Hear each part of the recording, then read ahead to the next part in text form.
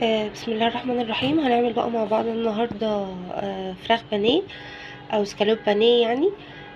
اول حاجة معايا هنا كمية الصدور بقى المتوفرة، انا معايا هنا صدر ونص. هبدأ بقى اقطعهم، هوريكم السمك اللي انا هقطع بيه. مع السكينة بقى بتاعتي هبدأ اضغط كده واقطع بالسكين. السمك يكون وسط، مش تخين قوي ومش رفيع قوي، لو رفيعة هتتحرق ومش هيبقى فيها اي لحم، ولو تخينة مش هتستوي كويس. بصوا ده السمك التمام، ما تدخلوش عن كده وما ترفعوش عن كده. قطعت بقى البانيه بتاعي خلاص بالشكل ده. هنبدأ بقى نغسله بالملح غسلة كويسة قوي، وبعد كده نصفيه تماما، وهنجهز بقى مع بعض ألذ تتبيلة للفراخ البانيه. نسمي الله بقى مع بعض ونجهز تتبيلة بسيطة جدا وفي نفس الوقت لذيذة. مفيش حد كل من ايدي بانيه غير لما سألني على التتبيلة. معايا هنا نص معلقة صغيرة من القرفة، معايا هنا نص معلقة صغيرة من الفلفل الأسود، ربع معلقة صغيرة من الكزبرة، معايا هنا معلقة صغيرة ممسوحة من البهارات المشكلة، معايا ملح. الملح ده بقى حسب الكمية اللي انت بتتبليها، لو كمية زي اللي انا بتبلها دي فانا حاطة معلقة كبيرة ممسوحة. تمام. معايا هنا بصلة متوسطة قطعتها 4، ومعايا فصين توم، ومعايا ليمونة شلت منها البذر. تمام. هنزل بقى هنا بالتوابل بتاعتي.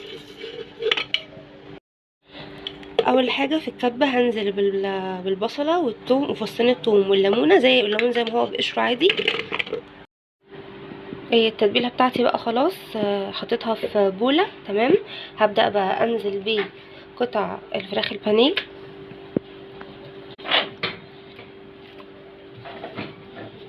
وابدا بقى اقلب كويس جدا. قلبت التتبيله بقى في قلب البانيه، ولابسه جوانتي طبعا عشان اغلغل بقى التتبيله جوه شرايح البانيه. تمام. هبدأ بقى اغطيه ببلاستيك راب، اقل حاجة نسيبه نص ساعة. ويا سلام بقى لو عاملينه من بالليل، لو احنا هنعمله بكرة او سيبناه، كل ما نسيبه في التتبيلة كل ما يبقى احلى. يعني معاكي لحد يومين تتبليه. تمام. وعلى حسب وقتك برضو، حتى لو عملتيه في لحظتها والله بيطلع زي الفل، بس الفكرة لما بيتبل اكتر طعم اللحم بيختلف تماما، بيبقى كله كده شارب النكهات ومتصها بطريقة جميلة يعني. هسيبه بقى في التلاجة وهرجع لكم ايه لما يتبل. رجعنا بقى مع بعض بعد ما البانيه بتاعنا سيبناه يتبل. معانا هنا بقى دقيق، معانا هنا بيضتين ورشه ملح ورشه قرفه ورشه فلفل اسود. والبانيه بتاعنا اللي تبلناه مع بعض. ومعايا هنا فيجيتار، انا مستخدمه نص حار ونص بارد، نص بارد ونص حار، ممكن تستخدموا كله حار او ممكن تستخدموا كله بارد. ورشه ملح. وبرده دوقوا الاول الفيجيتار بتاعكم عشان اوقات بيبقى متملح بزياده. تمام. هبدأ بقى اقلب البيض بتاعي بالشوكة، اربه كويس جدا. ممكن تزودوا كمية اللبن اكتر من كده، هو بيبقى اسمه لبراوي بلغة الطباخين، يعني اسمه لبراوي، بس انا حاطة معلقتين بس من الحليب. هبدأ بقى اجيب قطعة البانيه وانزل بيها بالدقيق. تمام. وابدأ بقى اغلفها بالدقيق بالشكل ده، وانظر الدقيق الزيادة. بعدين هنزل بيها في البيض. ما بستخدمش ايدي عشان الزفاره، حتى لو انا لابسه جوانتي برضو انا بصراحه بتضايق من ريحه البيض، فبعمل بالشوكه كده. وبعد كده نطلع البانيه من البيض الزياده نصفيه. بعدين ننزل بقى على الفيجيتار او البقسماط بتاعنا. تمام. ونبدا بقى ايه، نحط عليه الفيجيتار بالشكل ده ونضغط ضغطه خفيفه. اهم حاجه يبقى الفيجيتار او البقسماط محوط من كل الجوانب. اوكي. وادي بقى قطعه البانيه بتاعتي. تمام. احلى قطعه بانيه، ألذ تتبيله هتجربيها.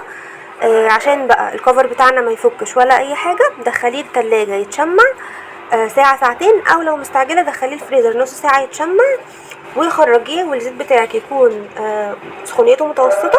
حطيتيه في زيت مغلي هيستوي الكفر من بره ومن جوه هيبقى ني. حطيتيه في زيت بارد هيشرب زيت كتير. حطيتيه في زيت متوسط هيطلع معاكي زي الفل. وما تقلبيهوش خالص لما تحطيه، حطيه في زيت غزير، وهو مش هيحتاج اصلا انك تقلبيه الا مره واحده بالكتير، وممكن ما يحتاجش كمان. واحده كمان اهي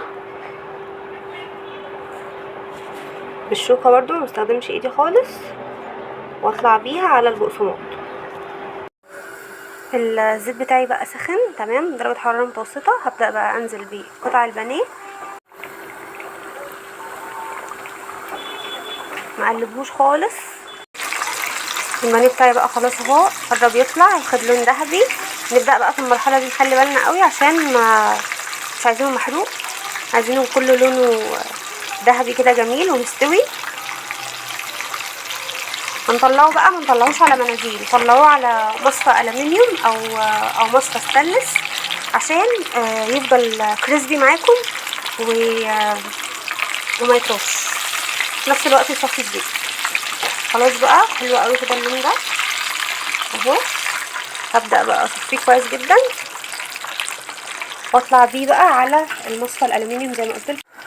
لو كنا بقى هنقلي كميه تانية هدوا النار شويه وبعد كده حطوا البانيه وبعد كده ايه رجعوه علوها تاني عشان بس ايه ما يتحرقش.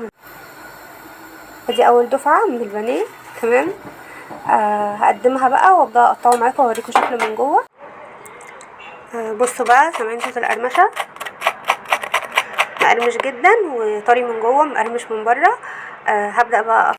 بصوا بقى البانيه بتاعي قد ايه لونه ابيض من جوه ومقرمش من بره وطري، الكفر ما بيقعش من عليه. بصوا مهما نهز اهو، ولون ذهبي كريسبي، ألذ واطعم بانيه ممكن تجربيه. اعتمديها ومستنيه تطبيقاتكم. ولو عجبك الفيديو ما تنسينيش بدعوه حلوه ولايك وشير.